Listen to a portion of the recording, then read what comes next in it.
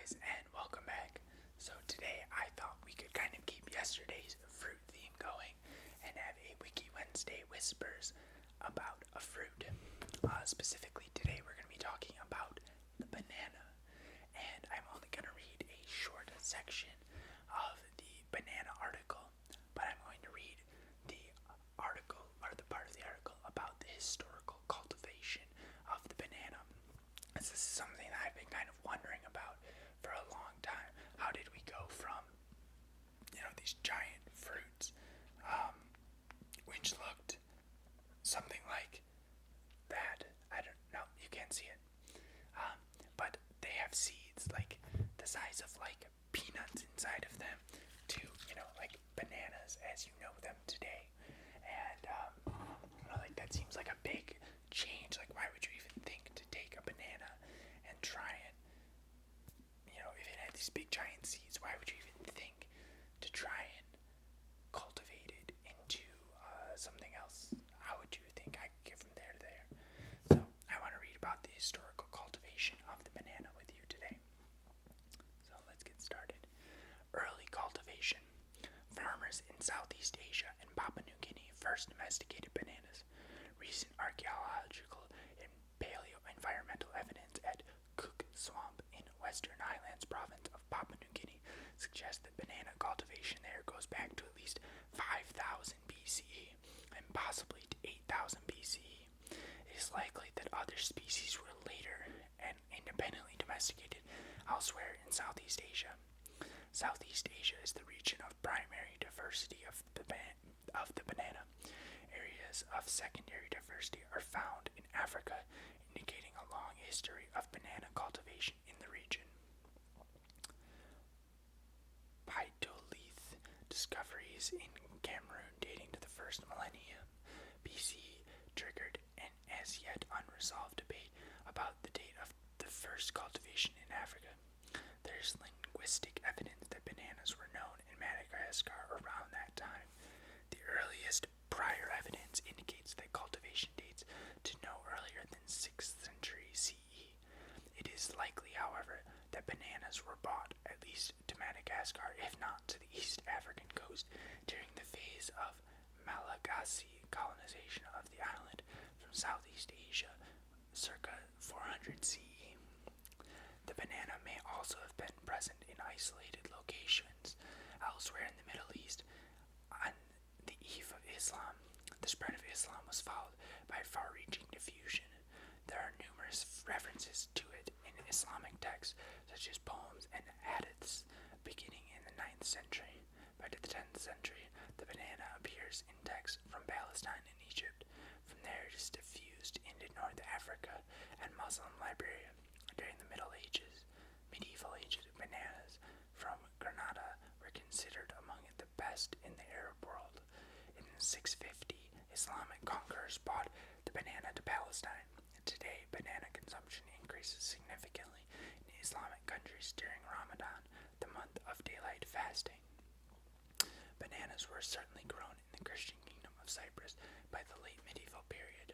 Writing in 1458, the Italian traveler and writer Gabriele Capodistria wrote favorably of the extensive farm produce of the estates at Episcopi near modern-day Limassol, including the region's banana plantations. Bananas were introduced to the Americas by Portuguese sailors who brought the fruits from West Africa in the 16th century. Many wild banana species, as well as cultivators, exist in extraordinary diversity in India, China, and Southeast Asia. There are fuzzy bananas whose skin are bubblegum pink, green, and white striped bananas with pulp the color of orange sherbet. Interesting. Bananas that, when cooked, taste like strawberries. The double Maui blend can produce 2 bunches at once. The Chinese name of the aromatic Gosan Yong banana means you can smell it from the next mountain. The fingers on one banana plant grow fused. Another produces bunches of 1,000 fingers, each only an inch long. That's from Mike Bede, the New Yorker.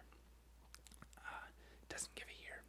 In 1999, archaeologists in London discovered what they believed to be the oldest banana in fish tip. Plantation cultivation in the Caribbean, Central and South America. In the 15th and 16th centuries, Portuguese colonists started banana plantations in the Atlantic islands, Brazil, and Western Africa. North Americans began consuming bananas on a small scale at very high prices shortly after the Civil War, though it was only in the 1880s that it became more widespread. As late as the Victorian era, bananas were not widely known in Europe, although they were available. Jules Verne introduces bananas to his readers with detailed descriptions in Around the World in 80 Days, 1872.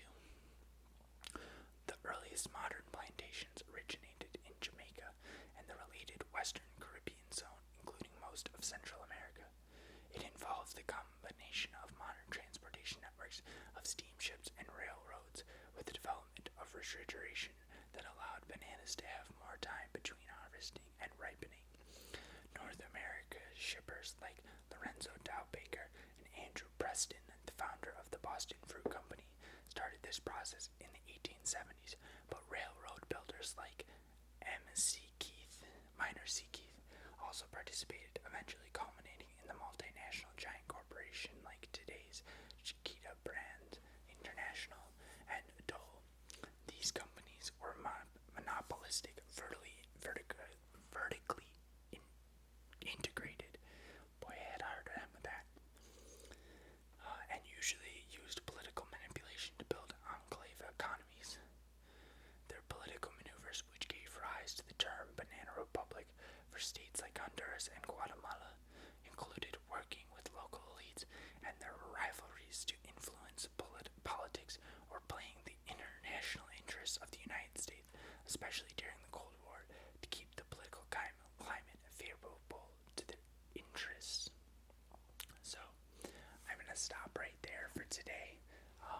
If you'd like to learn more about the banana, go ahead and check out the article in the description down below.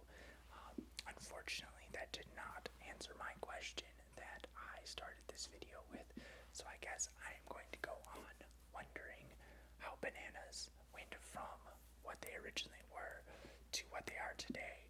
And I know it was selective breeding, but what I'm wondering is what made somebody look at this giant